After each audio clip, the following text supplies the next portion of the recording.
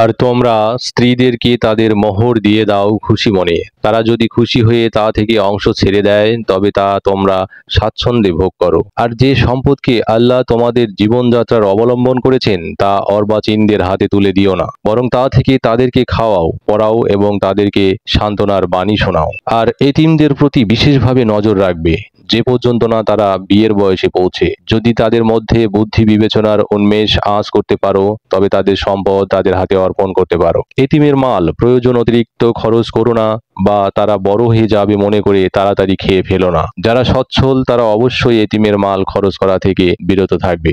আর যে অভাবগ্রস্ত সে সঙ্গত পরিমাণ খেতে পারে। যখন তাদের হাতে তাদের সম্পদ প্রত্যর্পণ করো তখন সাক্ষী রাখবে, অবশ্য আল্লাহই হিসাব নেয়ার ব্যাপারে যথেষ্ট। পিতামাতা ও আত্মীয় স্বজনদের পরিত্যক্ত সম্পত্তিতে পুরুষদেরও অংশ আছে এবং পিতামাতা ও আত্মীয় স্বজনদের পরিত্যক্ত সম্পত্তিতে নারীদেরও অংশ আছে।